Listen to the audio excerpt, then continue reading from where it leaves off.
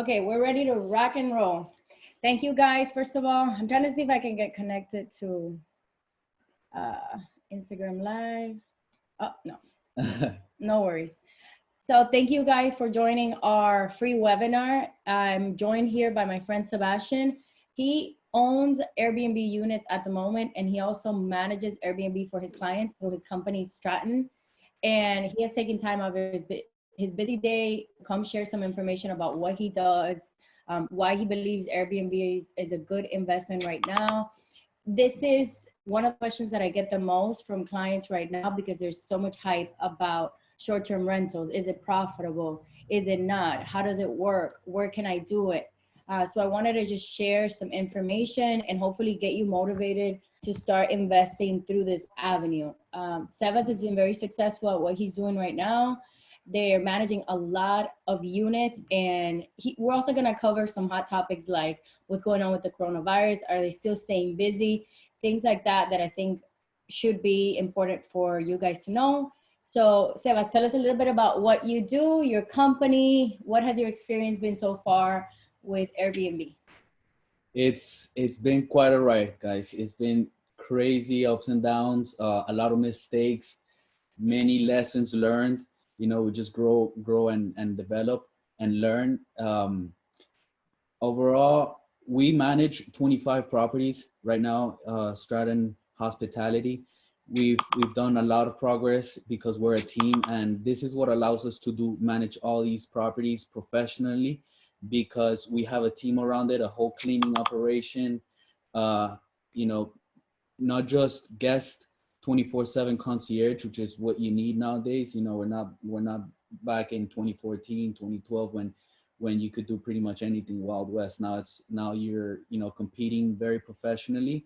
And so the best host that stands out, and that's the ones that remain and keep on succeeding at this. And you know, we're pretty much going to cover today why this is a great investment, what makes it so great for me to stay in it, believe in it, and scale a lot more and put all I have into it. Yeah, so they started with managing one unit, and now they're up to 25 units, and their company is growing immensely. So that speaks volumes of the Airbnb industry. There is so much money to be made, and the key to what Sebas' company does is customer service. It helps you as an Airbnb owner have a real system behind what you're doing: bookings, customer service, cleaning. They do a lot to make sure that you get good reviews, to make sure that they keep booking you. Because once you get into it, you understand that if you give customer service and it's good and people are happy, they're going to keep coming back to you. If you don't, then your profits are going to suffer. So you take care of their money, he takes care of all the logistics, and you just get your paycheck to make sure that you don't have to worry about handling all the day-to-day work. So Sebas, let's get started. Tell us, what are the 5 reasons that you believe so much in short-term rentals, that you believe that it's a great investment? And we have a PowerPoint created for you guys. We're going to share this at the end of the webinar. The whole presentation, just you know, drop in your email and we'll send you the entire presentation. Okay, so this just a few short and quick facts about the rental industry. It's huge right now. As you guys can see, the U.S. accounts for 20%. Majority of them are actually in Europe, and vacation rentals they're expected to quickly overtake the hotel industry. They tried fighting it a lot, as you all know, and you know, they haven't been successful. We're definitely going to take over, and we're an entire community. We have even a Miami Airbnb hosts Miami group where we meet up monthly, and we're pretty much an advocate group. As you can see, there's almost 300 million vacation rental users worldwide. So this is here to stay. And as much as the state legislation or city, county fight it, put controls over it, you know, the people, the masses are going to win. So this is a few more facts, interesting facts about short-term rentals. The one that really stuck out to me over here is that 25% of all second homes are both used as a rental property and professionally managed. That means that, you know, we're only a quarter in. You know, you still have so much more potential to exploit. And in high season, all our properties are booked. There's so much more space in short-term rentals for people to generate an income, and I'm happy to um to elaborate and teach you guys a little bit more. So we'll go up to continue to. So let me just touch on that point. So a big percentage of the owners that are choosing to do Airbnb are second time property owners. So you could have your first home, your perfect home that you're gonna live in, and you could also have a second property. And that second property, which is your investment, you can Airbnb, which is a strategy that a lot of owners are doing. So rather than choosing to have one income coming in from one tenant, they're choosing to do Airbnb and do short-term rentals. So if you have this idea in your mind that you can only, you want your first property, or you just bought your first property and it's your dream home, then think about your second property as how can you use short-term rentals to your advantage and profit off the second property. And that's a big thing. Just for the people that just joined, a big percentage of the homes that are being used for short-term rentals is the second home of a property owner, not their first home. Okay, yes, that is true. That is true. Of course, they Airbnb their investment properties. So the first reason why short-term rentals are a great investment is the consistent cash flow. It's the need that Airbnb short-term rentals properties are filling. And why is it consistent? Why is there so much upside? Because we charge a nightly rate. So, you know, and you can play with that nightly rate. You're not stuck to a 1-year lease. So the fact that the properties have multiple rooms and one kitchen allows many people to connect their families, to use the yard, the pool. So it caters to many different industries. It could be the professional, it could be the traveling nurse. We had actually a booking during Super Bowl. It was from January to February, our biggest booking to date, honestly. And that booking was $10,300 something dollars. Imagine, guys, imagine a month and a half, and you're making this amount of money. That image to the right is actually our inbox. Not it fills up entirely, but yeah, the whole month of February, you could see that. Now it can cater to anybody. Just think about when you want to travel and you want to share with family. You want to, you know, not just have to step out of your room and go knock on their door to be able to share with them. You can just cook together, dine together. People really like that now that, for example, the co-working spaces are a trend. um, Something really interesting I wanted to mention is that our best performing properties are actually bigger homes, homes that have, you know, that they could accommodate 10 people, 15 people. They perform very well. And I believe that that's the reason why, because people want to share together. People want to travel and have an experience all together. And so, yeah, it's this catering to all demographics allows a consistency of cash flow. You don't know who's gonna need your property. We were actually just talking about the coronavirus. Yeah, we'll talk about that in the end because that's a very controversial topic. Yeah, So yeah. we'll talk about that once we get to the end of the presentation. But So that's filling a need as well, right there. So we're gonna give our scoop on our thoughts as far as short-term rentals and the outbreak. So what Sebas is pointing out is that through Airbnb, they're able to create an experience. And that's what a lot of people want when they're traveling. They don't want to be stuck in a hotel room where if it's a group, I've done it, and I'm sure a lot of the people that are watching have done it.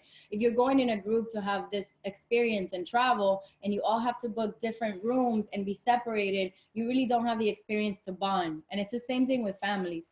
Families don't want to be stuck in a hotel room. If you have small children, I have nieces and nephews, you know that being stuck in a hotel room with kids, you know, they don't, it's hard to manage, except if you have a house and you have a backyard and you have more space and you have a kitchen, even cooking, because I know that when you travel, one of the biggest expenses, at least for me, is eating out. So There if you you, go. yeah, if you have a home and you have an Airbnb, you're able to cook there, you can save money, and families are very big on that. You want to save money when you're traveling. Children need to constantly eat. So it's about creating an experience, creating that bond when you travel. That's what Airbnb is about. It's about an experience, which a lot of these hotels are not able to give you. Even if you're booking a huge room with 3-4 bedrooms, it's still not the same experience as you would in a home. So let's go on to our Next reason why Airbnb short-term rentals are a great investment. This short-term rentals is actually a process that you can easily automate. You can put systems in place, and I use the word easily very loosely. It's a challenge. It's one that you have to go through your process. You have to learn the ins and outs. But once you have it squared away, once you have a good grasp on how it works, what systems and steps you need to take, you can just set this up where, of course, it's self-checking. It's you can have, in my case, we have a team. We have virtual assistants who interact with the guests at any time, so I don't have to be present for that. Even the checkout option, there's actually the bots for the messenger. You can have your checkout instructions automatically sent, your check-in instructions automatically sent. As long as you have everything documented and step by step, you can repeat and repeat and repeat until you've gathered a portfolio of performing properties that are generating a substantial income. And it's a hands-off operation. Yes, things are gonna go wrong, and you got to be prepared for it. But it is a scalable operation, and even more so if you're considering an investment. You want to go ahead and do it on your first, have all your errors on the first, and then on your second, third, fourth, how it's played out. What to do, what areas, what's more trendy, what guests are looking for. um yeah, all that is a process. I just got the Instagram live to work. The video doesn't look too great from here because we're streaming in our webinar here. So for Welcome. everybody that just joined us on Instagram, we're going over the top 5 reasons short-term rentals are a great investment. We have a PowerPoint and we have information that we're sending out. So if you want to be part of the webinar and join it, the link is in my bio for the Zoom meeting, and you can join us in the Zoom meeting. So Sebas is basically saying that it's a business, short-term rentals. The key to a business is having the right systems in place. Always. And he's been able with his team to set systems so the client is always being taken care of. The check-in, the checkout, constant communication. If they need help, he has somebody there available live that's going to answer any questions that the guest has. So once you are able to build it into a system and automate it, like he says, you can scale it. So it's very, very scalable. How would you compare this system that you have in place versus a system for just doing rental units if you own 50 properties? What would be the difference versus this system? Do you feel that this system is very easily replicated? This system, it's replicated once it's easily replicated once you know what you're doing, once you know the steps to it, once you have a good feel for what a guest is going to say, what is the steps throughout the whole check-in checkout process, the cleaning themselves, because the cleaning is actually one of the most integral and core parts. You may not think so. You may think that the cleaner goes in and out, but there's a lot to it. Like just laundry in itself. Especially if you Laundry's have huge. guests coming in and out, coming in and out. And Sebas also touched on the fact that they're able to generate income taking advantage of whatever is going on in the market at the moment. So when you own just one rental property, you have income coming in. But when the Super Bowl just happened, they were able to bank on the guests and the bookings. Versus if you have just one or two rental properties, it doesn't really affect. Let me go back. If you have one or two rental properties, it doesn't really affect whether there's a huge event coming in because you have your tenant that's living there. Versus Seba's team is able to plan for any upcoming events, and they know that those are going to be their busy seasons. So instead of whining that there's a lot of traffic because the Super Bowl is here or because it's Art Basel, they're able to take advantage of those special events, and they're able to bank thanks to Airbnb. Yeah, a common mistake on big events that happen, and you know, newer hosts don't take advantage, or they just overlook an important date, is they don't adjust their prices for what's going on locally. You know, they might miss, for example, Miami Open. That's a huge week actually, and you know, they don't adjust it. So one, you know, if you're taking notes, write dynamic pricing down. That's a tool that will automatically adjust your prices based on the weekend, based on demand and supply, based on what's going on. And so you won't miss a beat. You'll make as much possible throughout the whole year. It's an algorithm that uses every price out there to determine the price for your property, and it's a third party application, not an Airbnb application. What was the application again for those that are watching? Well, there's many different ones. One of them is called Price Labs, but the name of the tool is called Dynamic Pricing. Dynamic pricing. So basically adjusting your pricing per season, so you're able to make more money when it's high season, and then when it's low season, you can adjust and have more competitive prices. Yeah. Okay, we're gonna go on to our next topic. Okay. So we go to the next slide. One of the huge and biggest benefits is that your property stays in great shape. And why is that? I mean, you know, there's guests coming in and out. There's things that happen, but the fact of the matter is that your property is gonna be cleaned at least twice per week, because you know, they'll check out, let's say Monday, somebody else checks in on Friday for the weekend. So in between that, you might have lower bookings in between. You drop your prices throughout the week when you have 1 or 2 days available, and you know, you'll get a lot of last minute bookings. And you know, consistent turnaround means that there is consistent cleaning in your property. And when every edge, every border, every corner is being cleaned consistently, then your property is going to stay and remain in top shape. And I know from personal experience dealing with either with tenants or helping clients of mine sell their properties that have tenants.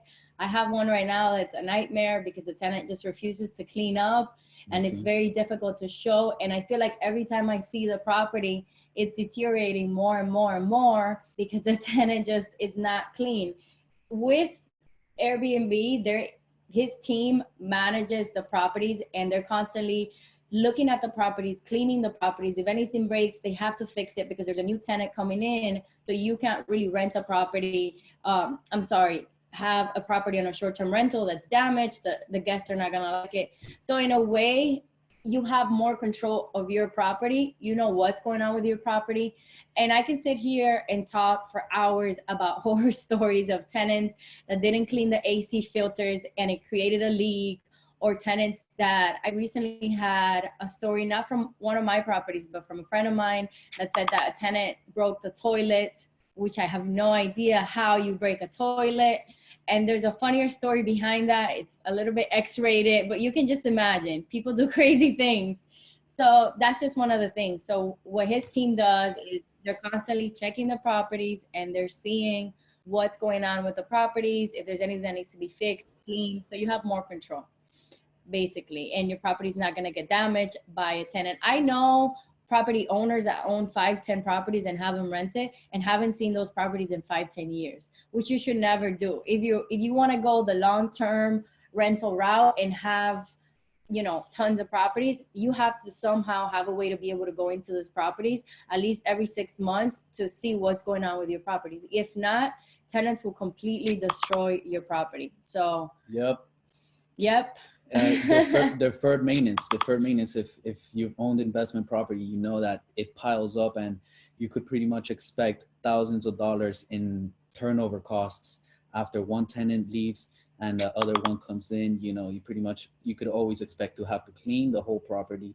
And if you, let's say, invested like what, 5,000 into renovating an entire property, which is not much, and then the next year is completely torn down, it really breaks your heart. So this is definitely one of the major points and benefits about short-term rental properties. You'll see it, like you'll be able to see your property like every, at least twice, 3 times a week, which you'll never do in when you own a rental, because the tenant doesn't want you coming in there every 2 weeks. I had a situation where I was leasing a property and the owner lived right next door, and the tenant didn't want the owner coming in to look at the property every so often. It happens. It's your property, but there's rules. You have to respect people. So cash flow, Sebastian's favorite word. It is. So talk to us about cash flow with short-term rentals. So it's definitely one of the beauty of it. And we all know, I mean, we want to do this to make more income, right? Or otherwise we'll just rent it to any other tenant. So this is really the bread and butter of short-term rentals. You can expect in short-term rentals to at least make 2 or 3 times the regular rent, as long as you're implementing the right systems, the right steps, the right concierge, attention to all your guests, and you'll be successful. So what I mean, that cash flow is up to you. It's on your hands. It's in your hands. You have control over that. Is that based on your performance, based on how you interact with your guests, you will be able to have even more bookings based on your systems, based on how many portals people can find you. You'll have more bookings. My company, we have a saying, every booking matters. You might be on TripAdvisor and you get 2 bookings a year, but those 2 bookings made a difference. That could be $1,000 you didn't have before. No booking left behind. That's gonna be when we run for president. Yeah, I like that. No booking left behind. I like that. That should be your company logo. I love that. I'm gonna keep that. Don't copy nobody. Anyway, yeah. So there's a review system. As you all know, Airbnb has a review system, and this review system is very strict. Guests nowadays that they know what they're getting into. They've stayed on Airbnb before. There's people that have had 50 reviews, guests that have 50 reviews, which is pretty cool. They've had to use many Airbnbs, more than 50, to have all those. So guests are very demanding now, and you have to perform at that level if you want to be at the top of rankings, with the most reviews, with a 5-star profile, with a super host. What does all that mean? That means that to the guests that you're very serious about what you do. They're not going to find any surprises. They're going to get there and everything is as expected, or at least as seen in the pictures. So when you check all the boxes. No photoshopping your houses. No. Everyone will notice that right away. Yeah, even if it's pictures that are too good, and then they get there, they'll leave that as a review. Imagine, the pictures, the photos on the listing look much better than real life. You could have that. So, but that's not really a worry. The really important things here is that if you perform as best in your capabilities, then you can actually ask a premium compared to all the other properties, because your performance is very, very well. That's actually on the screen, on the screen that you guys see, a review that someone left for us.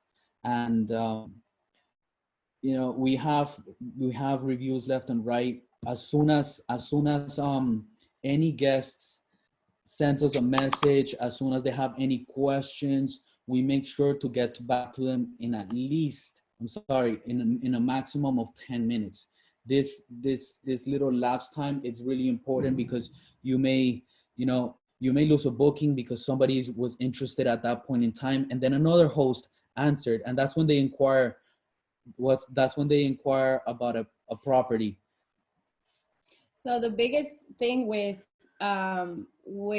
you manage the cash flow is is different things. You set the prices so you can control what you're charging for each day. So like you can take advantage of special events, you can take advantage of holidays.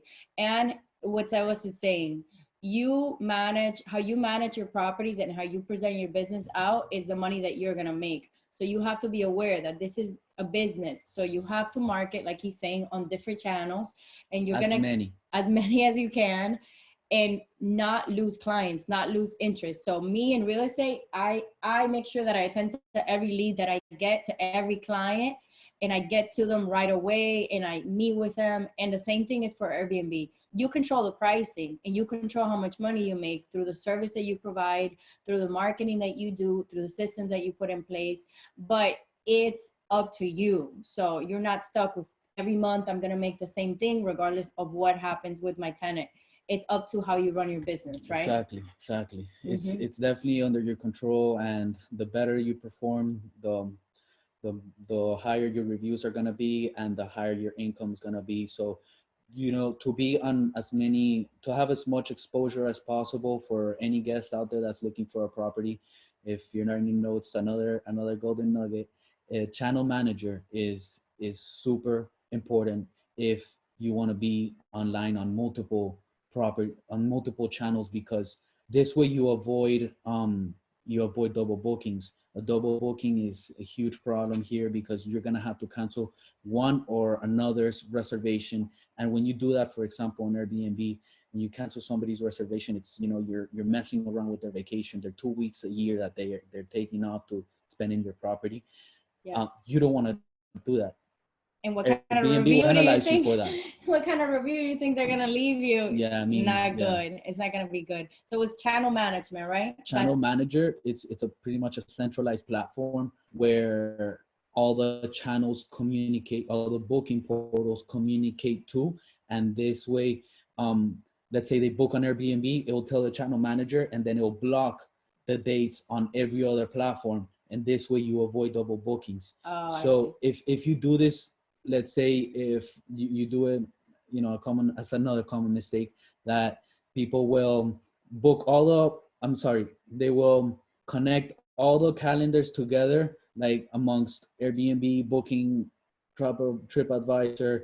They'll connect them all together as if they're going to communicate to each other, but that's a problem there because in between their communication, there's like an 8-hour delay, and that's quite a margin to have a double booking. So yeah, and that's a no-no because you don't want to be canceling reservations.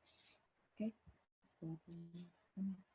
All right, so guys, the other benefit, one of the better ones, we actually have a client this weekend. She told me, hey, look, my family's coming in from out of town, and I really want to use the property. They've never seen it, and I'm gonna improve it a little bit so that hopefully guests can enjoy that as well. So it's a property in Key Largo, and it's a beautiful property. It's right on, it has ocean access, and it has a dock for a boat up to 35 feet. And she's going to use it this weekend. We blocked the dates for her, and she's going to go and enjoy it with her family. This is one of the greatest advantages, that owners have the flexibility to use their property whenever they wish, as long as the dates are available.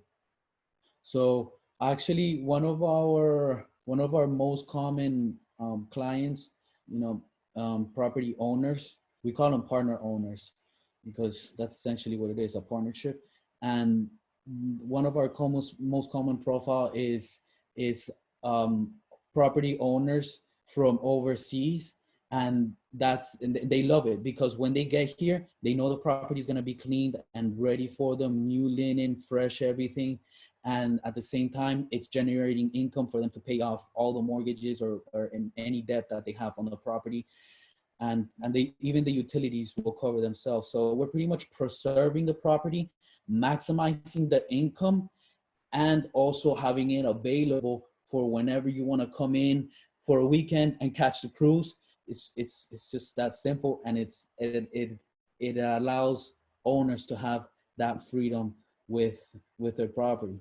especially here in the Miami market is very unique, and you guys do all the way up to Key West, Key Largo, all those. Yeah, we're as south as Key Largo and as north as Hollywood right now. Yeah, so there's a lot of snowbirds here. The Miami real estate market Easily. is interesting because there's snowbirds.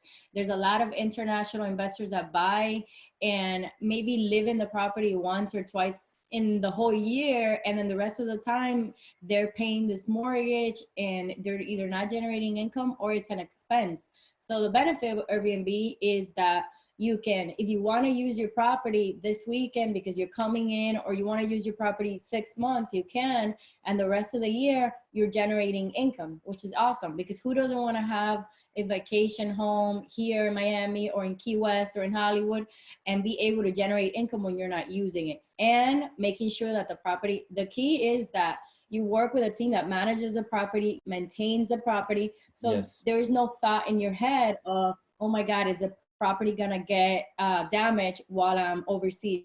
Even if you have a property vacant here, vacant properties are, we deal with a lot of off-market properties, so we deal with vacant properties all the time, and a lot of those vacant properties are abandoned. Nobody takes care of them, because you need to be able to at least look at your property and see what's going on. What happens if there's a hurricane? What happens if it rains and there's a leak in the roof? You don't know what's going on with your property. So this is a different alternative for those snowbirds that have their property here, or for those international investors. Have your property here, Airbnb, make some money, and when you feel like coming in, you can just block those dates and you can use your property. So it's a huge advantage for owners being able to do that with their property.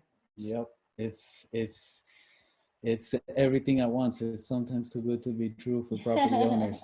They love it when they come in and their property's spanking clean and ready to use, clean linen, clean everything. Mhm. So it's good for them when you know this is something that they don't dedicate to, but they still want a property in Miami that they can go to and not have to pay expensive hotel, especially in high season. You know, high season rates are incredible here in Miami. So it's again, you know, all benefits in one. Um, it tailors to so many different demographics. And you know, how much bigger do you think that Miami tourism and hospitality is gonna grow? I mean, Miami tourism only keeps getting better. Real estate developments only keep getting better. F Formula One, they just signed the contract so that the race is gonna be here in Miami around Miami Garden Stadium. Nice. That's I'm not only do I love Nice. Formula, but I'm gonna be making some good money around those days. Not only do you take advantage of the Yeah. events, but you also make money during the events, Yeah, which is awesome. So that we have a few bigger properties around the stadium for we, you know, because of the Super Bowl happened. So we were in a good position for that. Yep. And now there's a lot more things gonna come to that big stadium. Besides that, I wanted to say something else. And Miami Gardens is a hot area. Anybody that's looking into owning a property, Miami Gardens is one of the hottest markets. It's still priced very reasonable. Yeah, you could still own a property under 300 in the Miami Gardens area. These properties that are going through this process of gentrification, that are, you know, are being bought out by investors and remodeled, those are great properties. You always have to stay ahead of the market in real estate and understand what's going to happen, what's being built, so you can, as an investor looking to buy a property to profit, you have to know what's going on in that area. And if something is going to come up, buy when the market's low. And then once that changes, that's going to not only increase the value of your property, but you're going to be banking because you bought the property below market value. And now it's worth, you know, 350, 400. So to touch on some final points, and then we're going to go into Q&A. So if anybody in my Instagram has any questions, or anybody in the Zoom has any questions, you can put your questions in the chat. In the chat, in the Zoom chat, you feel free to message us, and we have the Zoom chat open. And over there on Instagram, if you have any questions. Yeah, so just a few notes to finish it off. You see it on the screen. Revenue, and it's a space that is destined to grow. Many people don't want to own anything. They don't want to anchor down. They want to travel and work remotely from many places. More and more, we have more nomads, digital nomads, where, you know, they just want a traveling lifestyle. and not have to be, held down to one location. And this allows to get the flexibility and freedom of taking off whenever, wherever you want, and still reap the benefits of real estate, taxes being one, and income of course in this case. So, Sebas, so we're gonna touch on the most controversial topic that's going on right now, the coronavirus. How has that affected your business? Have you seen bookings go down? Have you seen bookings go up? You know, how does this relate to your businesses in Airbnb and short-term rentals? It's funny to me, honestly. This one of these outbreaks, they don't happen too often, but we actually activated a property last night, and we just got a booking for 7 days, and it's a small one, but it's impressive. People still go, and we're still getting many bookings. We got like 3 this morning. Of course, we get them more consecutively because we manage many properties, but compared to a hotel, guys, compared to a hotel where you're sharing everything with all the guests in the hotel, you're sharing all the common areas. There's barely any privacy. You're going through the same doors. You're probably going to the same gym. The food.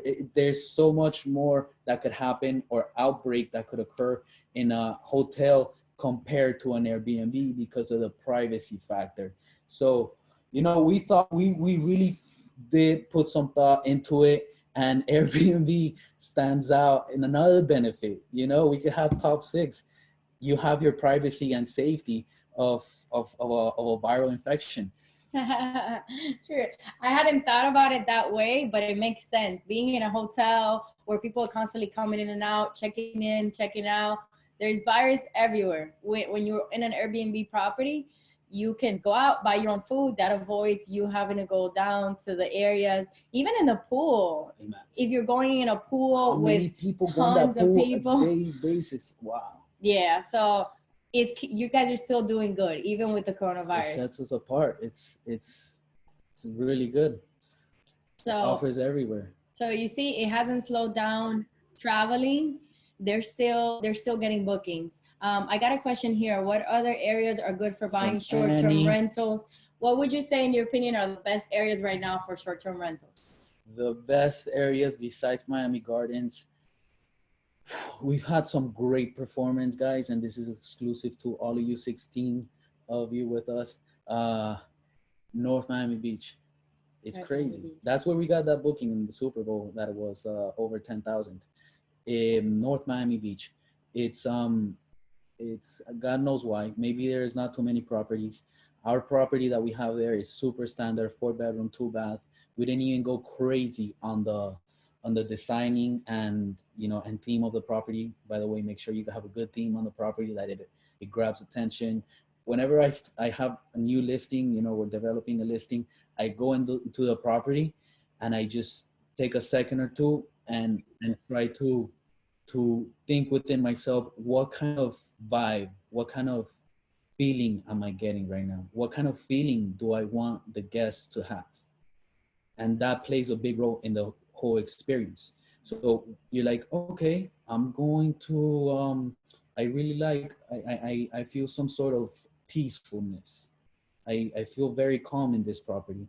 So you know what? I'm gonna tailor the whole experience around Zen, peacefulness, waterfalls, really light blues or wood colors. This little factor plays a huge part, not only on the pictures, but in the feedback from everyone.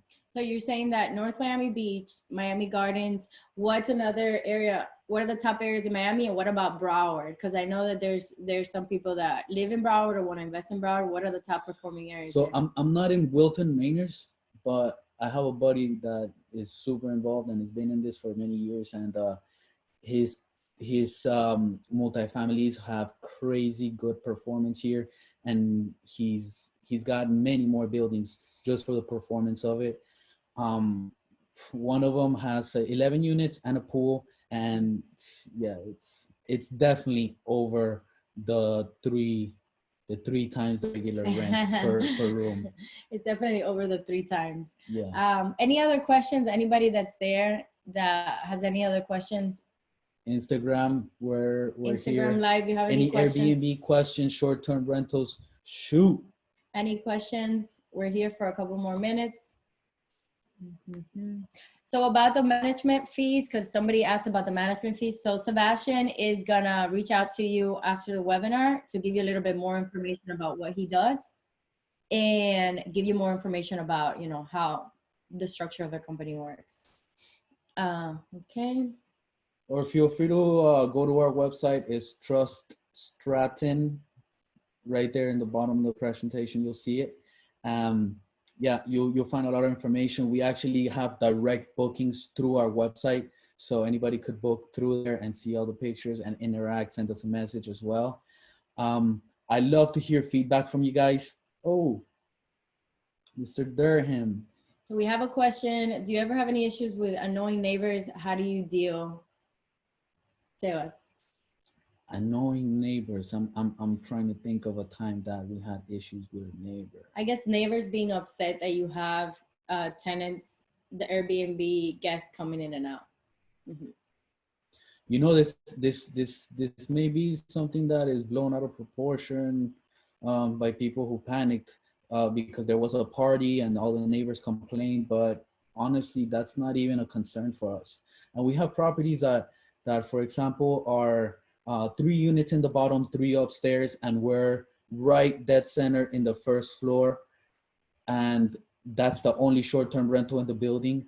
And we had only one, actually. We had one which we had to move a guest from one property to that one, and thankfully they stayed only one night.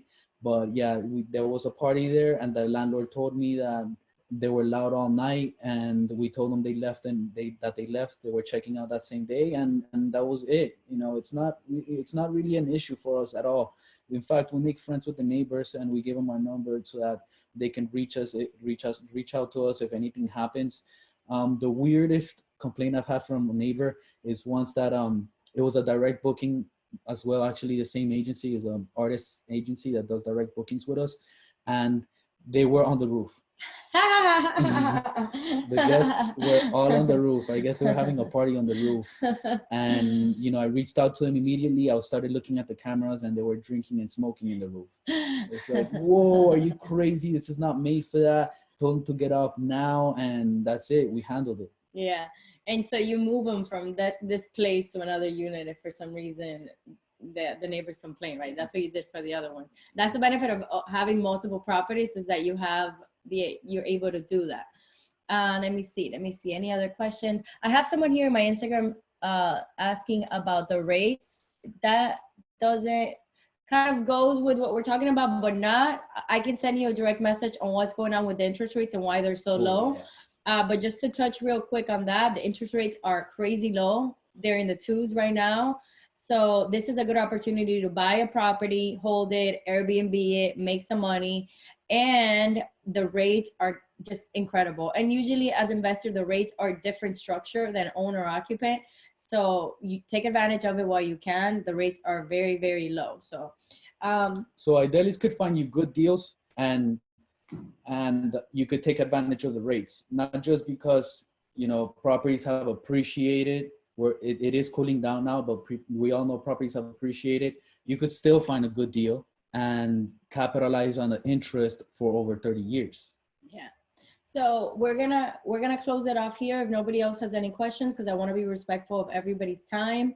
I want to say thank you for joining us in the webinar. If anybody that watched me on Instagram wants the PowerPoint and wants to have the information, let us know. I'll email you the information. We have one last question before we log off. Has there been any issues about guests taking items? Do you charge a fee if something is missing for the property? So I think that's a really good question. So that'll be our last question, and then we'll be done. Yeah, Audrey. As far as theft, larceny, whatever, we don't really have a problem with that. Things missing will rarely happen. Of course, things do break, and we put claims on that after your checkout. this is one thing. This is one thing that you guys want to also keep in mind and probably write notes on. You usually have right after checkout and before the next check-in to process the claim. Otherwise, yeah, Airbnb won't honor it. There is some ways around that, but that's essentially what you want to avoid, to process a claim before the next check-in. and and let's say, yeah, something does get broken, there's $1 million insurance from Airbnb to for any claims made. Let's see, the biggest claim we've processed to date was a whole console, the whole game console that is underneath the TV, and we processed that one simply because they broke a glass and we couldn't find the console anywhere else. So they paid for the entire console, which was like $750. We actually have another similar one. They put, they were using the top of a piano to put drinks and glass, and these things may happen. It wasn't really scratched as much, but oh my God, that was just disrespectful. This piano's like $20,000. So there is a deposit, right, that the client has to give, and then you can also file a claim if something. Okay, so that's the way that you protect yourself. There's a deposit. Have you had to take a deposit from a client? Yeah. Especially direct bookings. If you're gonna do ever a direct booking, make sure you do a deposit. Some of our properties don't have a deposit to do a booking because we feel so confident about the Airbnb insurance and their support. They're not always the best, I'll be honest with you, but they do honor a majority of your bookings. Okay. I'm sorry, claims. Okay, so that's how you protect yourself, through that deposit and through the claims. The company has structures in place in case things like this happen. So yeah, and through experience, like he says, he knows which properties he can be confident that doesn't need a deposit, properties that do need a deposit. So it's just also you learn with experience. So we're gonna wrap it up. Let me finish up around here. Anybody in Instagram that wants the content, we can email it to you. Just send me a DM with your information. I'll send you the PowerPoint and everything that we've discussed. Okay. Thank you guys for being a part of the webinar. One last thing. So again, thank you guys for joining me and Sebastian. I wanted to do this webinar to give you free information because I want to make sure that you're informed about this area of investing. So many avenues with real estate, and I'm very passionate about investing in real estate and making money and using real estate as a source to generate revenue, whether it's through Airbnb or long-term rentals. There's so many ways to make money. I want you to be informed, and I want you to reach out to me. I can help you find and analyze the deals. I work with professionals like Sebastian, and I've educated myself on zoning regulations, where you can Airbnb, where you can Airbnb. So this is gonna help you in your search, because you're trying to go at it of your own and figure out all the things and the logistics behind it. It's gonna make it a lot more difficult. So get in touch with a professional like me. I can help you find and analyze the deals. And we also have support, and I have great professionals that I can connect with that can help you with the management. Because if you have one or two properties, it might be easy to manage, but your goal in any business is always to scale. So you don't want to be one or two properties into it. You want to have 5, 6, 10, 20. And the best way to do that and scale is to have the right team. I've learned this myself through my experience in real estate. You always want to scale and have a good team behind you. And that's what Sebas and his team will do for you. So reach out to me if you have any more questions about Airbnb and about short-term rentals. Thank you so much. Thank you guys, and we do appreciate your feedback. Whatever you guys think that it would be a relevant and important topic to cover, I'm definitely all ears on that, so that I can help you guys and add as much value as possible. Enjoy the rest of your day. Thank you for joining us. Have a great weekend. Have a great weekend.